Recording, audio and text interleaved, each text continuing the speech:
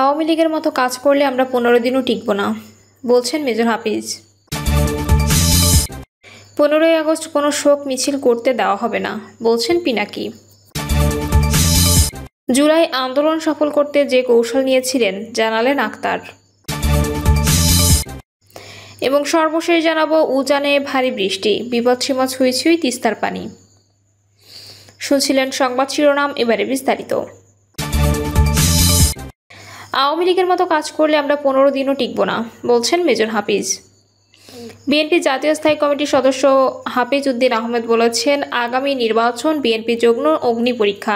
নির্বাচনে হয়তো জনগণ আপনাদের সংখ্যাগরিষ্ঠতা দিতে পারে, কিন্তু আওয়ামী লীগ যা করেছে বিএনপি কর্মীরাও তাই করবে মনে করলে ভুল হবে।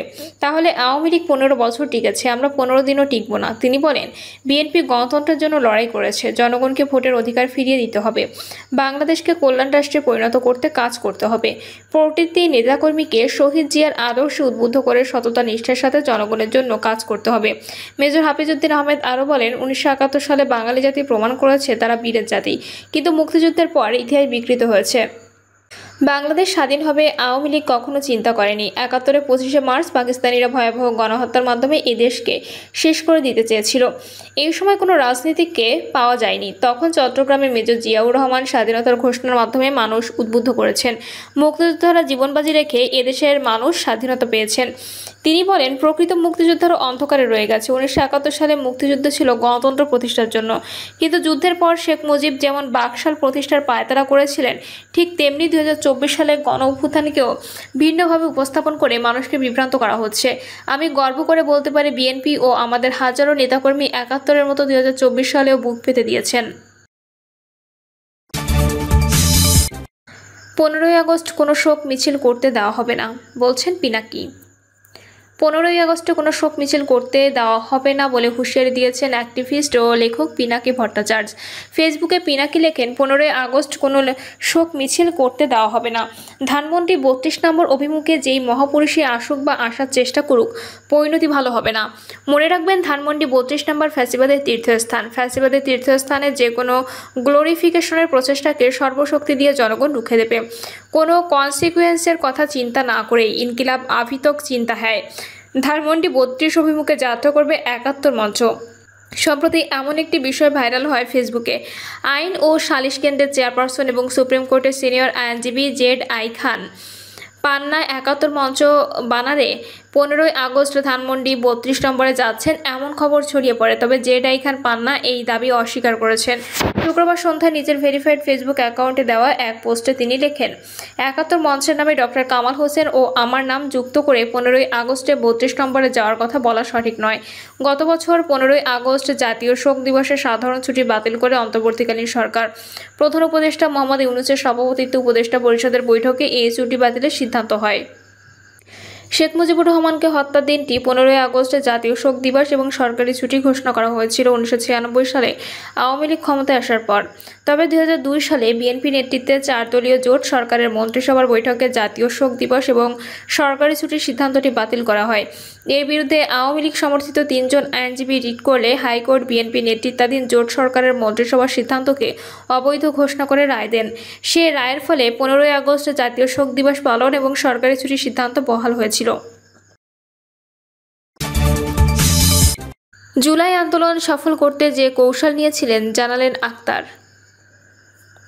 জাতীয় নাগরিক পার্টির সদস্য সচিব আক্তার হোসেন বলেছেন, জুলাই গণ আন্দোলনে এমন মানুষজন রাস্তায় নেমেছেন যারা একে অপরকে চিনতেন না, কিন্তু বিপদের মুহূর্তে একজন আরেকজনের পাশে দাঁড়িয়েছেন। গুলিবিদ্ধ আহত কেউ অপরিচিত কেউ তুলে নিয়েছেন, জীবনের ঝুঁকি নিয়ে সহযোদ্ধাকে বাঁচানোর চেষ্টা করেছেন। এই সময়টা আমাদের জাতিকে এক সূত্রে বেঁধেছে, এটাই ছিল আমাদের বড় অর্জন।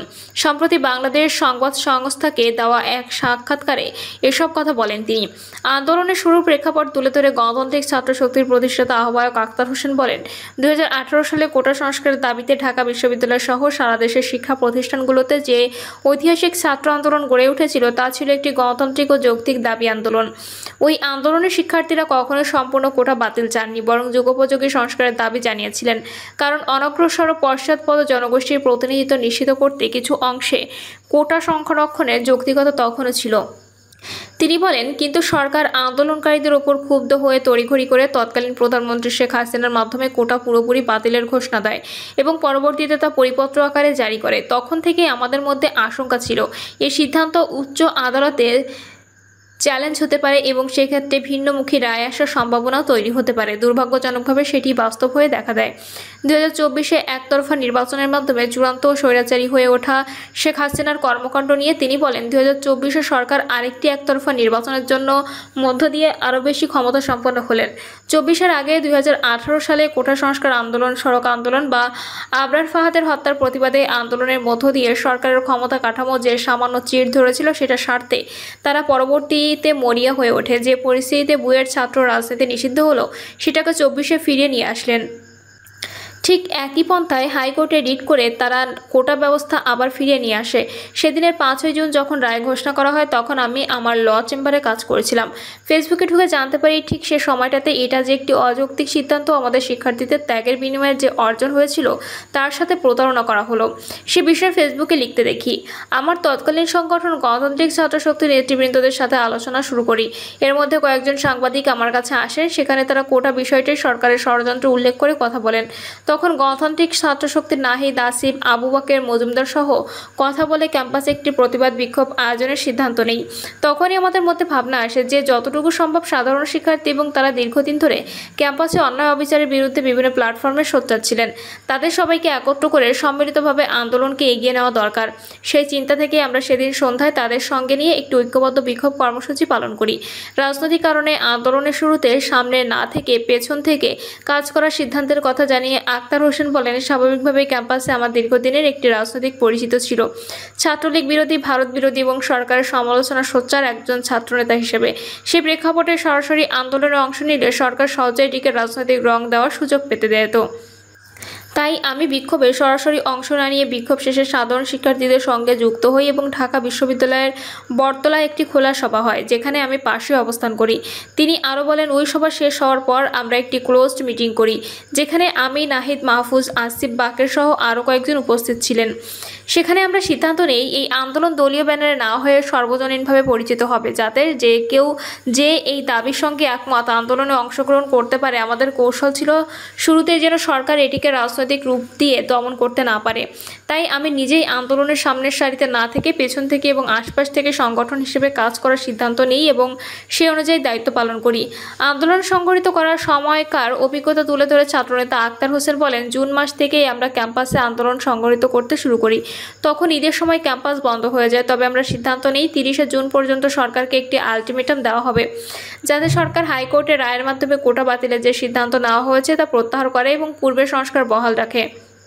এই সময় আমরা সারা দেশের শিক্ষার্থীদের, বিশেষ করে যারা ঢাকার বাইরে বিশ্ববিদ্যালয়ে রয়েছেন, তাদের আন্দোলনের সঙ্গে যুক্ত করার প্রক্রিয়া শুরু করি। চেষ্টা ছিল একটি কেন্দ্রীয় নির্দেশনা বা সমন্বয়ের মাধ্যমে দেশের সব বিশ্ববিদ্যালয়ে একই সঙ্গে আন্দোলন সংগঠিত করা যায়। সেই অনুযায়ী আমরা একটি কাঠামো নির্মাণে কাজ করি। আক্তার হোসেন বলেন, পরে জুলাই মাসে সর্বাত্মকভাবে আন্দোলন শুরু হয়।